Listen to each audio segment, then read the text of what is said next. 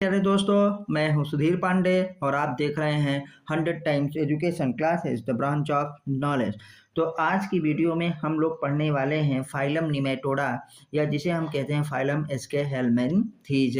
तो इसमें हम लोग स्पेशली किसको पढ़ेंगे? राउंड वर्म के बारे में हम लोग जानकारी प्राप्त करेंगे। तो चलिए हम वीडियो को चालू करते हैं ताकि आपका समय बिल्कुल भी व्यर्थ ना जाए।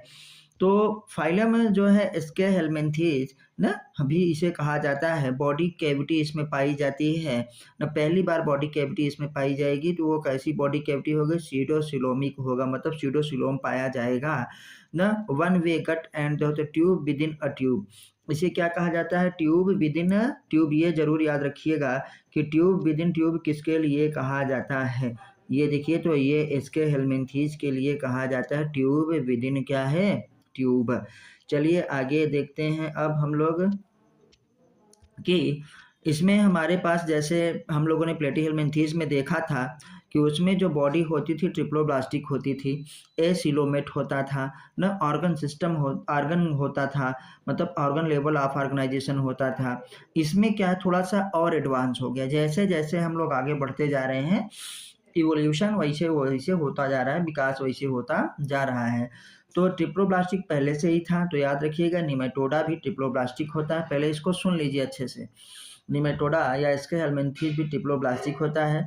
इसमें भी बायलेटरल सिमेट्री पाई जाती थी जैसे पीछे पाया जाता था। इसमें पहली बार क्या हुआ है? सेक्स का डिटर्मिनेशन हुआ है और इसमें पहली बार सिलोम पाया गया है। और सिलोम कैसा है? स्यूडोसिलोमेट। क्या है? स्यूडोसिलोमेट इसे कहा जाता है। स्यूडोसिलोम पाया जाता है, मतलब पाउच के रूप में इसमें सिलोम पाया जाता है। तो दो चीजें नई हुई। पहली बात, सेक्स का डिटर्मिनेशन हुआ, मेल और फीमेल अलग अलग हुए, यूनिसेक्सुअल ये हो गए हैं ना, जिसे डायोसियस कहा जाता है, और हमारे पास सिलोम पाया गया। और तीसरी चीज क्या होगा इसमें? सबसे पहले हमारे पास कंप्लीट डाइजेस्टिव सिस्टम पाया गया, मतलब दो ओपनिंग होगी of alimentary canal. Number one is mouth and another one is क्या है? एनस। तो ये तीन चीजें आप याद रखिए और समझिए कि एस्केहेलमिन्थीज या निमेटोडा खत्म। तो आइए अब आगे देखते हैं नोट्स में। The body of Nematoda is circular. कैसा होता है? सर्कुलर इन क्रॉस सेक्शन होता है, इसीलिए इसे राउंड वर्म भी कहा जाता है। हेंस द नेम क्या होता है? Round worm. तो राउंड वर्म किसके लिए यूज होता है? निमेटोडा के लिए, एस्केहेलमिन्थीज के लिए। क्यों? क्योंकि इनकी body circular in cross section होती है, इसलिए इन्हें राउंड वर्म के नाम से जाना जाता है। मे भी फ्री हो सकते हैं और पैरासाइट्स के रूप में भी रहते हैं ऑन प्लांट्स एंड एनिमल्स। किसमें? प्लांट में भी, एनिमल्स में भी। कैसे रहते हैं? पैरासाइट के रूप में रहते हैं और फ्री लिविंग भी रहते हैं। हम लोगों के अंदर भी बच्चे जब छोटे थे तो पेट से केचुआ निकलता था, वो केचुआ नहीं है, वो क्या है? राउंड वर्म स्कैरिस था ना। तो अब भी बच्चों से निकलता है, जानवरों के बच्चों से निकलता है, जो केचुआ जैसा निकलता है वो स्कैरिस होता है। तो देखिए, पैरासाइट होता है किसमें? प्लांट में, एनिमल्स में, और यहाँ तक कि हमारे जो पशु होते हैं उनमें भी ये होता है। ये एक्वाटिक होता है और टेरेस्टेरियल भी एनिमल्स हो सकते हैं। एक्वाटिक और टेरेस्टेरियल दोनों हो सकता है। इसमें organ system level of organisation ये बहुत जरूरी है। पहली बार organ system of level of organisation किसमें पाया गया है? आपसे पूछा जाएगा फर्स्ट टाइम ऑर्गन सिस्टम ना ओरिजिनेट इन, तो क्या बताएंगे? एस्केहेलमिन्थीज। प्लेटीहेलमिन्थीज में क्या था? ऑर्गन लेवल था, इसमें organ system level of organisation. तो याद रखिएगा। आइए आगे देखते हैं कि इसकी बॉडी सिमेट्री हमारे पैसे कैसी होगी? बायलेटरल सिमेट्री होगी, जो पहले हो जैसे था वैसे ही अब भी है। तो बॉडी सिमेट्री कैसा होगा भैया? बायलेटरल सिमेट्री होगा, मतलब इनको सिर्फ एक प्लेन के द्वारा दो बराबर भागों में डिवाइड किया जा सकता है। जबकि प्लेटीहेलमिन्थीज में भी बायलेटरल सिमेट्री हमारे पास हो गई थी।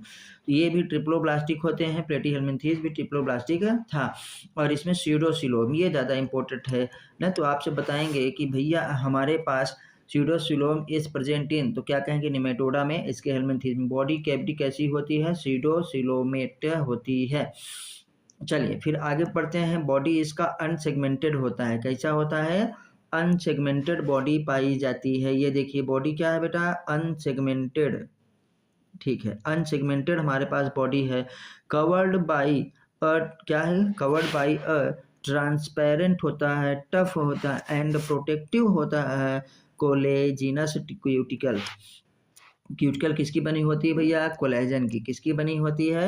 कोलेजिनस लिखा है ना, तो कोलेजन की हमारे पास क्यूटिकल बनी होती है। किसमें? निमेटोडा में। एक इसका ये यूनिक कैरेक्टर है। इन सम होता है एपिडर्मिस एज होता है सिंसीशियल। क्या कहेंगे? सिंसीशियल मतलब इसमें न्यूक्लियस ज़्यादा होंगे, फ्रूट भरा होगा। Alimentary canal is complete. देखो first time alimentary canal is क्या होता है? कंप्लीट। तो आपसे पूछा जाएगा complete digestive system present in, तो कहाँ से बताएंगे? इसके हेलमिंथीज में। प्लेटे हेलमिंथीज में नहीं था, इनकम्प्लीट था। क्यों? क्योंकि उसमें एनस नहीं होता था। इसमें क्या है? एनस होता है। तो जब एनस और माउथ दोनों रहेगा, एलिमेंट्री कैनाल की ओपनिंग दोनों तरफ रहे जैसे हम लोगों में, तो उसे कंप्लीट कहा जाएगा। और जब केवल एक ही तरफ ओपनिंग हो, एक तरफ क्या हो? ब्लाइंड हो, बंद हो, तो उसे क्या कहेंगे? इनकम्प्लीट। तो कंप्लीट डाइजेस्टिव सिस्टम या complete alimentary canal system present इन कहाँ पे? इसके हेलमिंथीज में। तो क्या कहेंगे? माउथ होता है ना, well developed muscular with pharynx. तो किसके माउथ में मस्कुलर फेरिंग्स पाया जाता है? इसके हेलमिंथीज में। याद रखिएगा, इसके हेलमिंथीज में मस्कुलर फेरिंग्स पाया जाता है। एंड एनस, एनस भी पाया जाता है। किसमें एनस पाया जाता है? इसके हेलमिंथीज में। इसीलिए इसको कंप्लीट माना गया है। आइए देखते हैं हम अब इसका एक्सक्रीटरी ऑर्गन क्या होगा। एक्सक्रीटरी ऑर्गन इसका क्या होगा? तो इसका excretory system consist of renette cell या रेनेट ग्लैंड। रेनेट सेल कहते थे, अब रेनेट ग्लैंड लिखा है तो भी सही बात है, क्योंकि हम ग्लैंड किसे कहते हैं? कोई भी सेल या कोई भी टिश्यू जो एक्सक्रीशन का काम करता है उसे ग्लैंड्स कहा जाता है ना। तो ग्लैंड्स स्पेशली दो प्रकार की होती हैं, एक्सोक्राइन और इंडोक्राइन। इंडोक्राइन ग्लैंड्स हार्मोन को रिलीज करता है, एक्सोक्राइन ग्लैंड्स बहुत सारी चीज को, टीयर्स को, मिल्क को, एंजाइम्स को, सीबम को, ये सब क्या है? एक्सक्रीटरी हमारे पास ग्लैंड होती हैं। इंडोक्राइन ग्लैंड केवल हार्मोन्स निकालती है। तो रेनेट सेल एक्सक्रीटरी ऑर्गन है ना, या हम कहें कि रेनेट ग्लैंड इसका क्या? एक्सक्रीटरी ऑर्गन होता है। एंड एक्सक्रीटरी डक्ट भी क्या है? एक्सक्रीटरी डक्ट भी याद रखिएगा। Nervous system consist of a circum होता है, इंटेरिक होता है, नर्व रिंग पाया जाता है विद गैंग्लिया एंड क्या होता है? Nerves. With ganglia and nerves याद रखिएगा। सेंस ऑर्गन की अगर बात करें तो इसमें दो प्रकार के सेंस ऑर्गन पाए जाते हैं, एक होता है एम्फिट्स, दूसरा क्या होता है? फास्मिड्स। तो एम्फिट्स और फास्मिड्स दो हमारे पास क्या है? सेंस ऑर्गन इसमें पाए जाते हैं। नेक्स्ट में हम पढ़ते हैं तो सेक्स क्या होता है? सेपरेट होता है। ये सब हम आपको अभी ओरल जो बता चुके थे वही चीज़ ही है। Sexes are separate. Sexes are separate का मतलब कि मेल और फीमेल क्या होते हैं भैया? अलग अलग बॉडी में पाए जाते हैं। तो इसका मतलब ये कैसा होता है? डाइओसियस होता है, मतलब ईसीएस मतलब घर, और जब दो घर में अलग अलग रहेंगे तभी तो हम कहेंगे यूनिसेक्सुअल ना, मेल अलग और फीमेल क्या है? अलग। Sexual dimorphism is seen. इसमें क्या? द्विलिंगता या द्विरूपता पाई जाती है। कैसे पाई जाती है? कि जो हमारे पास फीमेल है वो मेल से बड़ी होगी, और क्या होगा? उसका एनस टेल क्या होगा? सीधा होगा। लेकिन मेल छोटा होगा और एनल टेल उसका कैसा होगा? मुड़ा होगा। तो याद रखिएगा, male and female organisms can be distinguished by होते हैं दियर एक्सटर्नल फीचर। मेल और फीमेल को हम उसके क्या है? एक्सटर्नल फीचर के द्वारा, वाह क्या होता है? लक्षणों के द्वारा पर देख सकते हैं। कैसे भैया? कैसे अलग अलग हम भिन्नता उसमें प्रदर्शित कर सकते हैं? फीमेल इज लॉन्गर, ये देखो लिखा है, फीमेल इज क्या होगी? लॉन्गर होगी ना, एंड लार्जर होगी देन क्या है? मेल। मेल से बड़ी भी होगी और मेल से भारी भरकम भी होगी, मतलब मोटी तगड़ी लंबी चौड़ी होगी। कौन? फीमेल। किससे? मेल से। तो चलिए अब हम लोग देखते हैं आगे कि देखिए कौन सा मेल कौन सा फीमेल होगा, तो इसमें थोड़ा सा अंतर देखेंगे। तो देखिए भैया, ये जो हमारे पास है, males have curve posterior end. Curve posterior end, ये देखो मेल का ऐसे मुड़ा है, मेल का ऐसे क्या है?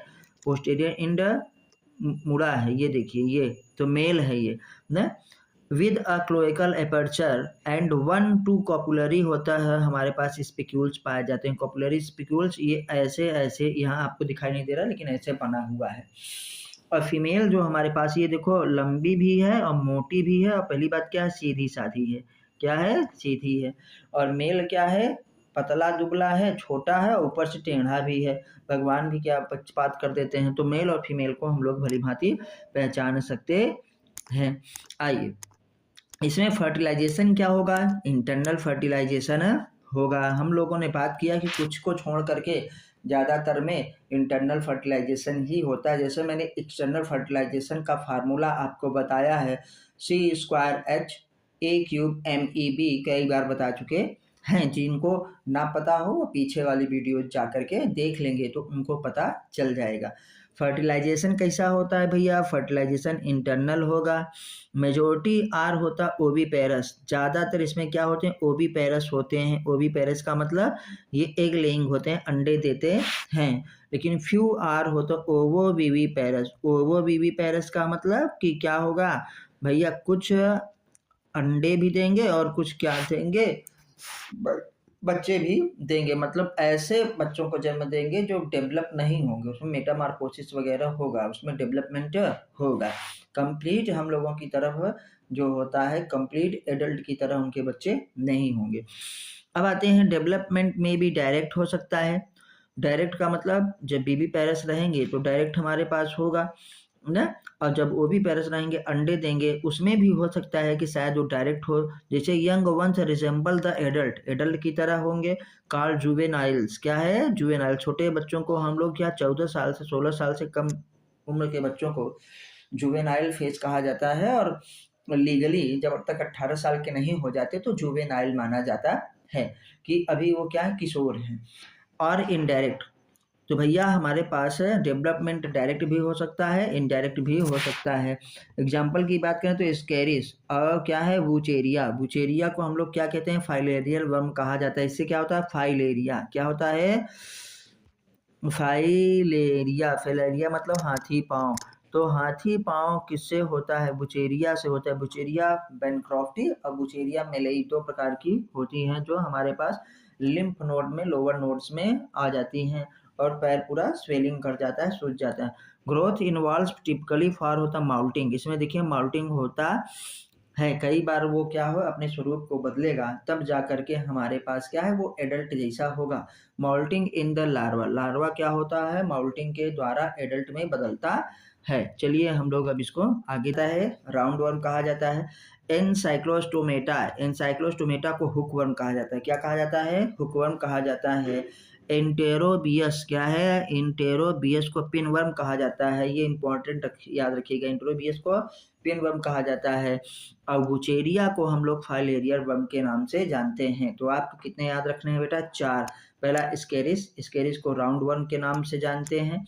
दूसरा क्या हो गया? एनसाइक्लोस्टोमेटा, जिसे हुकवर्म कहेंगे। तीसरा हमारे पास क्या हो गया? एंटेरोबियस मतलब पिनवर्म हमारे पास हो गया। एंड चौथा हमारे पास क्या है? बुचेरिया। अब बुचेरिया को हम लोग फाइलेरियर वर्म के नाम से जानते हैं। तो ये था आपका फाइलम जो है निमेटोडा या इसके हेलमिंथीस। बहुत बहुत धन्यवाद जो है आपको जो है, तो आप लोगों ने इतना समय दिया। अब आपसे यही रिक्वेस्ट है कि वीडियो आपको अगर अच्छी लगी हो तो प्लीज़ उसे लाइक करिए ना, अपने दोस्तों के साथ शेयर करिए, कमेंट करके आप अपने सुझाव हमें दीजिए, और फिर हम लोग अब मिलते हैं अगली वीडियो में। तब तक नमस्ते, जय हिंद, जय भारत, वंदे मातरम।